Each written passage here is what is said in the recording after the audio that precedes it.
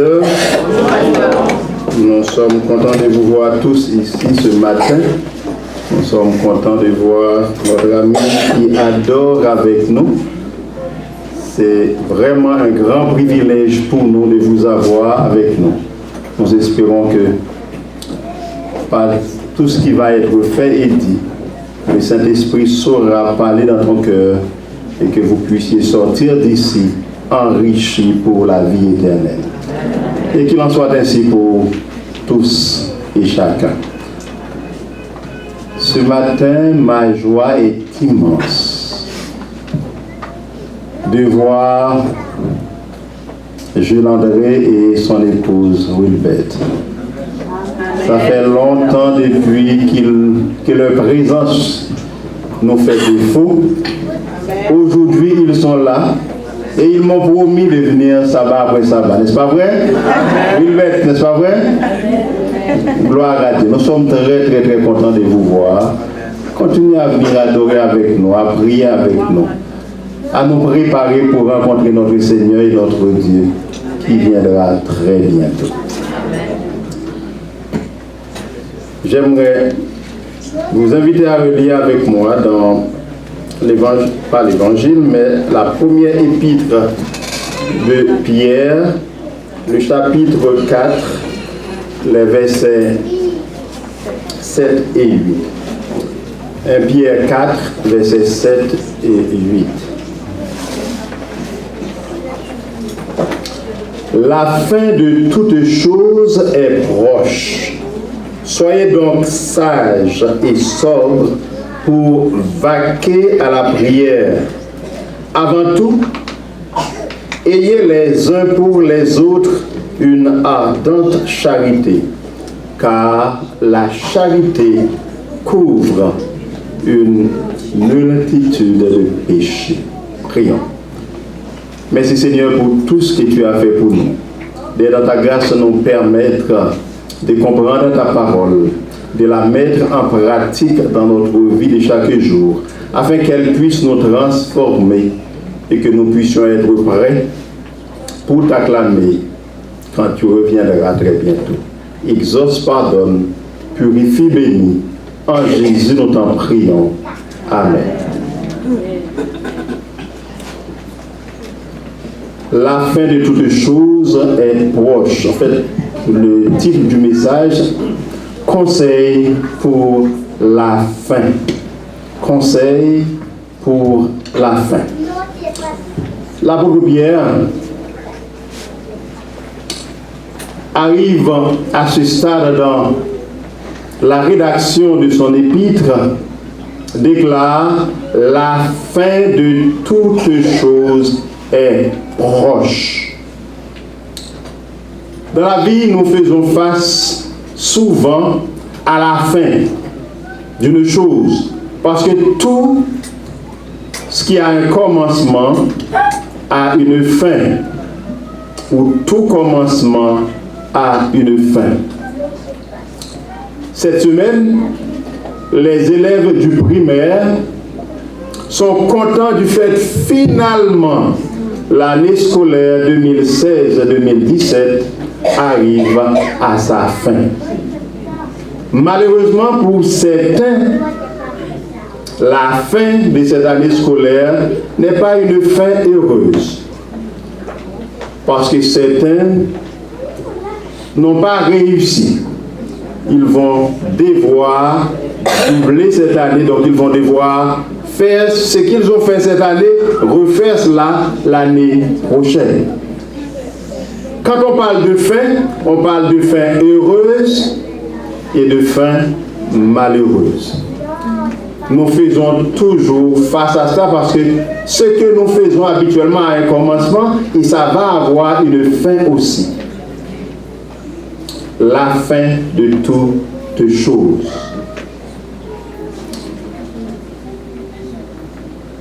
Une fois que la chose ne tourne pas comme on l'aurait souhaité et qu'on va devoir faire face à la fin de cette chose, on dit que ce n'est pas une bonne fin.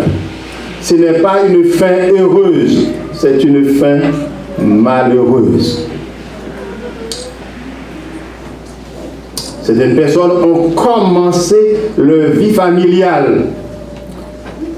En fait, c'était tellement beau à l'église. Un très beau message. Mais ce qui captivait l'attention des gens, c'était même pas le message.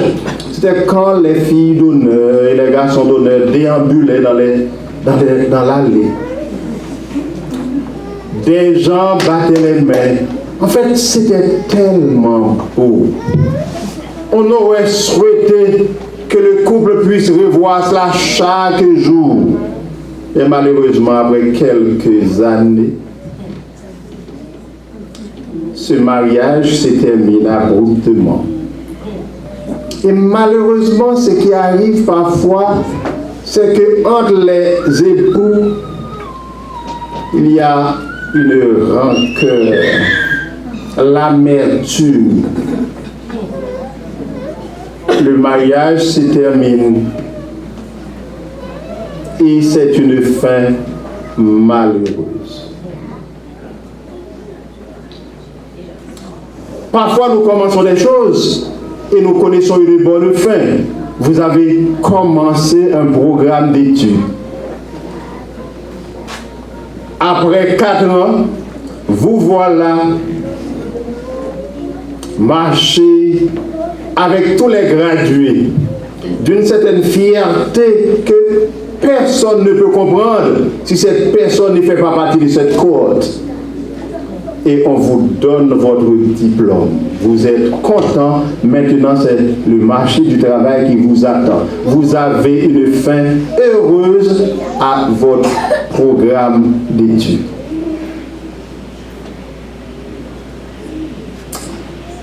Malheureusement, toutes les fins ne sont pas heureuses.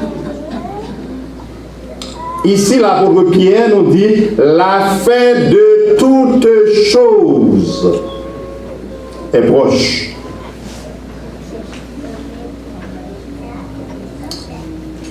Pour ne pas nous perdre, quand Pierre parle de la fin de toutes choses est proche, il met l'accent sur la venue de Jésus qui mettra fin à toutes les choses du monde. Mais la fin de toutes choses est proche. Jésus va revenir. Amen. Pour certains, ce sera une fin heureuse.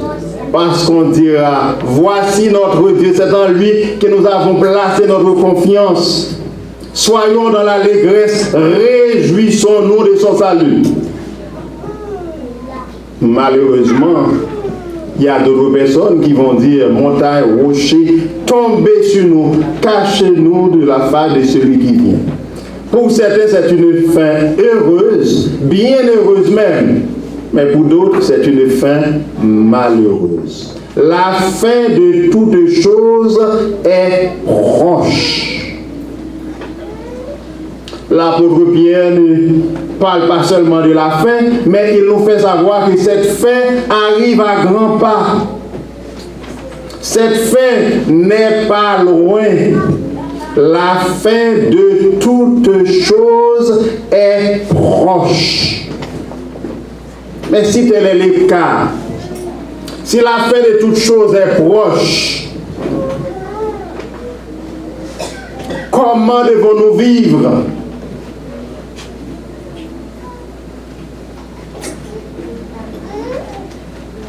L'apôtre Pierre nous donne 2 conseils.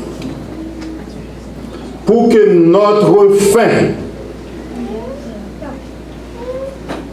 n'est pas malheureuse, l'apôtre Pierre nous donne 2 conseils. Le premier conseil, soyez donc sages et sobres pour vaquer à la prière. Puisque la fin de toutes choses arrive à grands pas, alors nous devons être sages, c'est-à-dire nous devons mener une vie disciplinée. Nous devons mettre de la discipline dans notre vie. Nous devons vivre d'une manière telle que si la fin arrive maintenant, que cette fin soit heureuse pour nous. Soyez donc sages, menez une vie disciplinée. Mais l'apôtre Pierre va un petit peu plus loin. Soyez donc sages et sobres. Non seulement il faut mener une vie disciplinée, mais il faut mener une vie équilibrée. Parce qu'il y a des gens qui disent que la fin arrive, et puis, puisque la fin arrive, donc, on n'a plus besoin de travailler. Puisque la fin arrive, donc, on n'a plus besoin d'envoyer les enfants à l'école. Puisque la fin arrive, à un certain moment donné, il y avait certaines personnes qui ont quitté l'église et qui ont épousé la doctrine de Janine Sautron. Ils n'ont pas envoyé les enfants à l'école parce que la fin arrive. Ils ont même donné ou bien vendu tout ce qu'ils avaient à leur maison. On arrive chez eux, on ne pouvait pas nous asseoir parce qu'il n'y a pas de chaises, rien de... Ils ont tout donné. La fin arrive. Ce n'est pas de cette manière-là que la Bible nous dit d'attendre la fin. Nous attendons la fin en menant une vie sage et sobre, disciplinée et équilibrée. La vie chrétienne a besoin d'être équilibrée. Ces gens-là ont vécu une sorte de déséquilibre. Et certaines personnes ils ne se nourrissaient pas correctement. Certaines probablement ont été éservées. Parce qu'il faut vivre la vie chrétienne disciplinée et équilibrée. Certaines personnes vont vous dire, il faut prier beaucoup. Oui, il faut prier beaucoup. Il faut même prier sans cesse. Mais vous ne pouvez pas dire que vous êtes au travail et puis vous restez là à prier et puis vous ne faites pas le travail du patron. On va vous mettre dehors, vous ne pourrez pas payer votre loyer. Vous allez avoir toutes sortes de problèmes.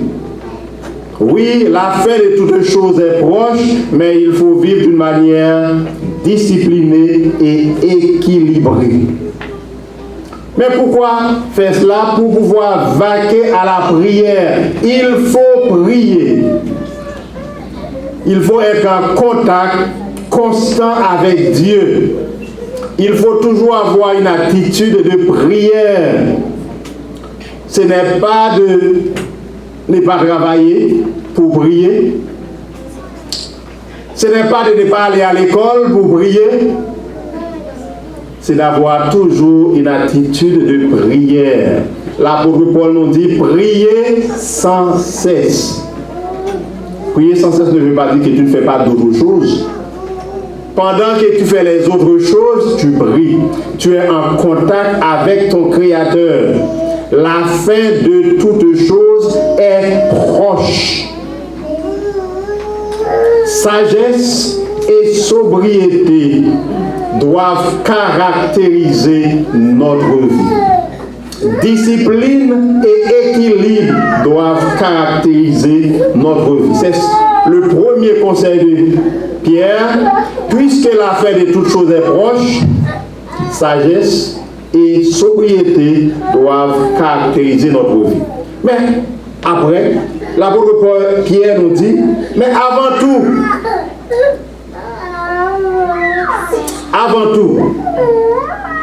ayez les uns pour les autres une ardente charité. Si vous pensez que votre vie est disciplinée et équilibrée, vous priez Dieu, vous êtes en relation intime avec Dieu, ce qu'on appelle la relation verticale, vous ne pouvez pas ne pas aimer vos prochains. Car celui qui aime Dieu va pouvoir aimer son prochain. Car l'amour de Dieu va lui permettre d'aimer son prochain.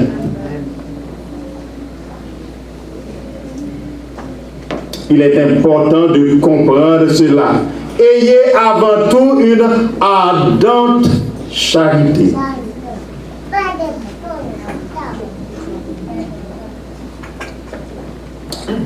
Et cette charité-là n'est pas une charité qu'on dirige vers une personne et puis l'autre personne ne bénéficie pas de cette charité.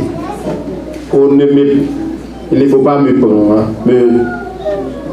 Il faut comprendre ce que je suis en train de dire. Cela ne veut pas dire que vous ne pouvez pas avoir des amis.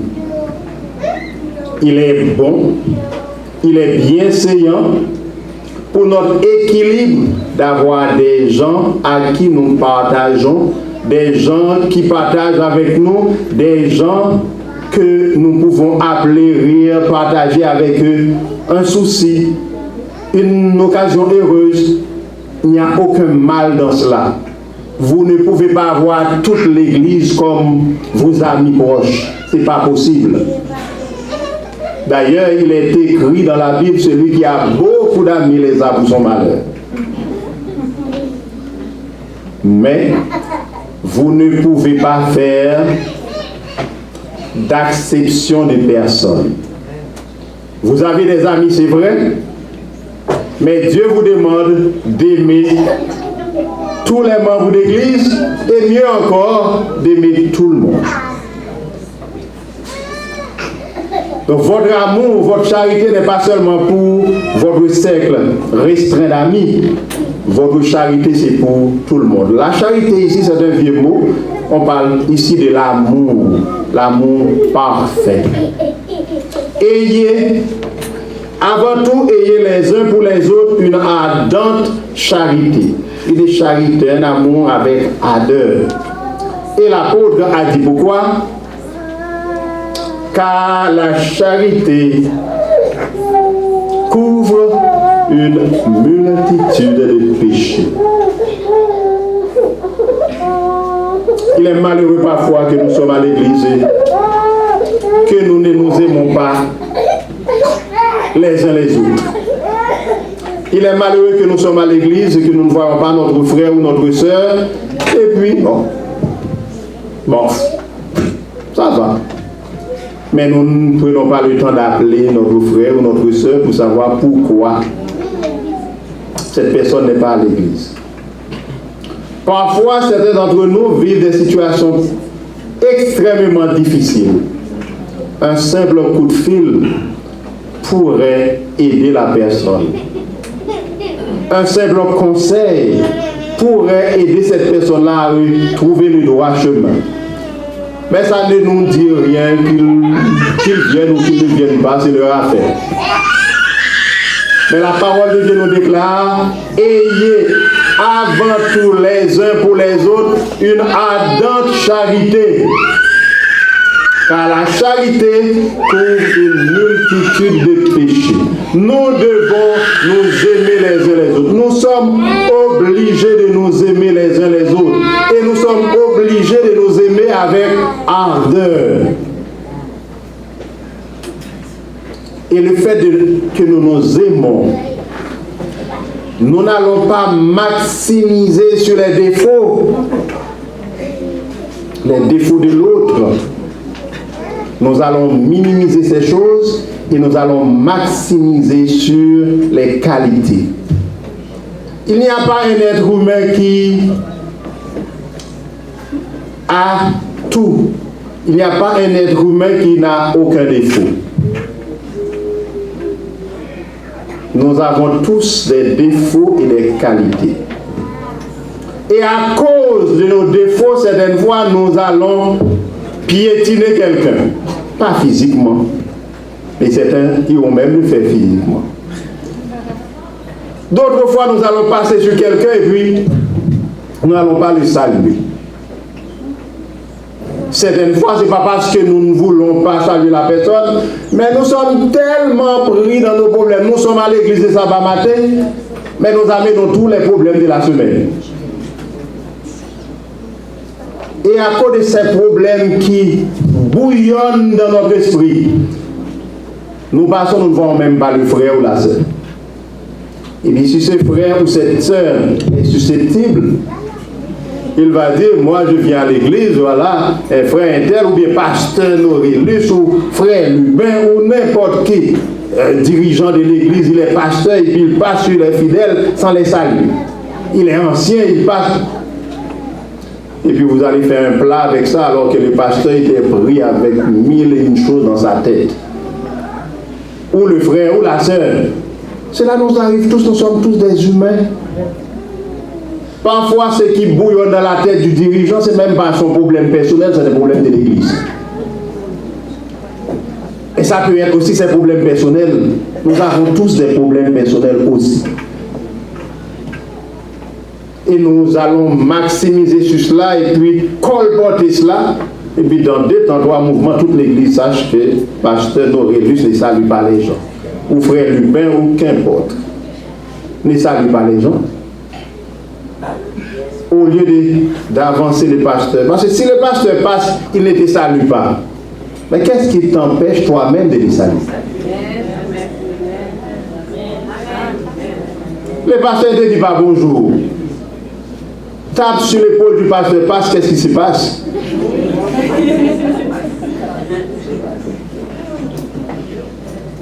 Faites quelque chose vous-même. Il y a des gens qui s'attendent à tout recevoir, mais ils n'ont rien à donner.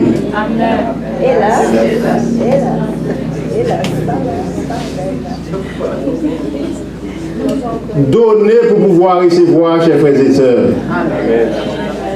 Si vous voulez que quelqu'un vous dise bonjour, dites bonjour à la personne. Il y a des gens qui passent sur vous et ne vous disent pas bonjour. Oh, bonjour un tel. La personne vous regarde avec de gros yeux. Oh, bonjour. Mais même si c'est un bonjour sèche, mais tu le prends quand même. Fais quelque chose.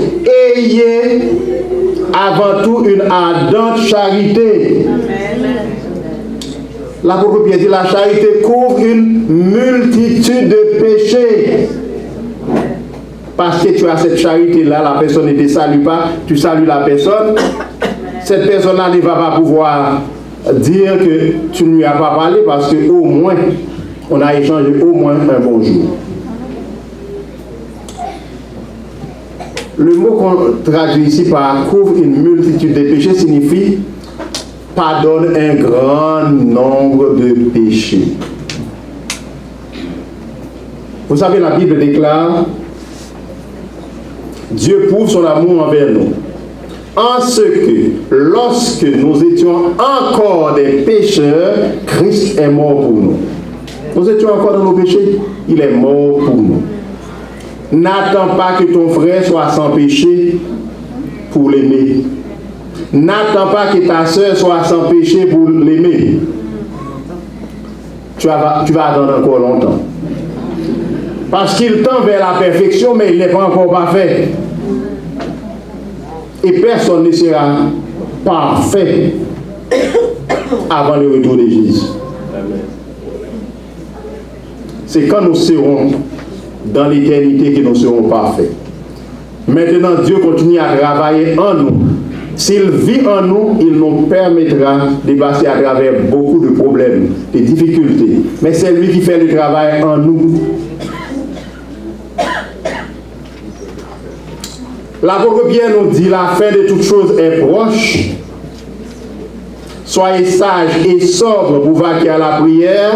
Avant tout, ayez les uns pour les autres une ardente charité, car la charité couvre une multitude de péchés. Mais une des raisons pour laquelle il nous demande d'avoir la charité, c'est parce qu'il sait, à mesure que nous approchons vers la fin, la charité se refroidira. À mesure que nous approchons vers la fin, on aura de moins en moins de charité. Alors il nous conseille fortement d'avoir une charité ardente, les uns pour les autres, afin que notre charité ne diminue pas. Mais pour l'apôtre Pierre, c'est tellement important, puisque la fin de toutes choses est proche, il ne fait pas que nous conseiller. Il nous conseille, certes, mais ces conseils se présentent sous une forme impérative. Cela veut dire, ce n'est pas prendre ou à laisser. C'est une obligation, un commandement. Nous devons être sages et sobres pour vaquer à la prière. Nous devons, qu'on le veuille ou non, nous devons nous aimer les uns les autres.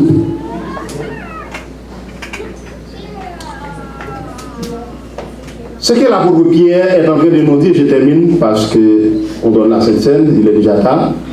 Ce que l'apôtre Pierre est en train de nous dire, si vous ne voulez pas connaître votre fin avec la fin de toutes choses, parce que quand il parle de la fin de toutes choses, là, c'est comme si toutes les choses vont passer. Il l'a déjà dit dans son épître. Ces choses vont se dissoudre. Alors, si vous ne voulez-vous pas connaître votre fin avec la fin de toutes choses, alors prenez le temps de prier, d'avoir une bonne relation avec votre Dieu, et prenez aussi le temps d'avoir une bonne relation avec vos semblables. Donc, si vous prenez le temps d'avoir une bonne relation avec votre Dieu et avec vos semblables, en commençant par le cercle le plus rapproché, la famille, parce que si dans chaque famille tout va bien, à l'église ça va aller bien. Pourquoi?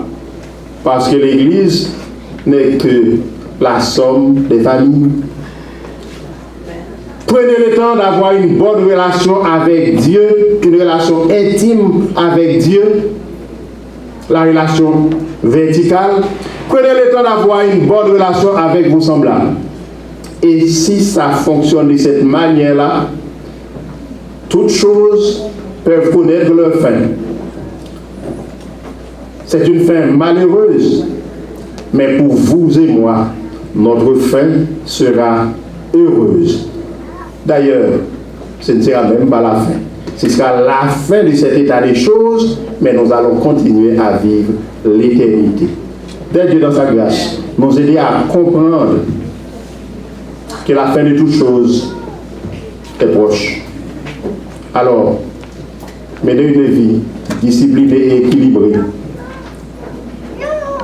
Et pour pouvoir mener cette vie disciplinée et équilibrée, nous devons absolument aimer nos frères et nos sœurs, nos semblables. Et quand Jésus reviendra, nous ne serons pas avec ceux-là qui diront « Montagne, rocher, tombez sur nous, cachez-nous de la face de celui qui vient ». Mais nous serons avec l'autre groupe qui dit « Voici c'est notre Dieu en qui nous avons confiance. Soyons dans l'allégresse, réjouissons-nous de son salut. Que Dieu soit avec nous. » Amen.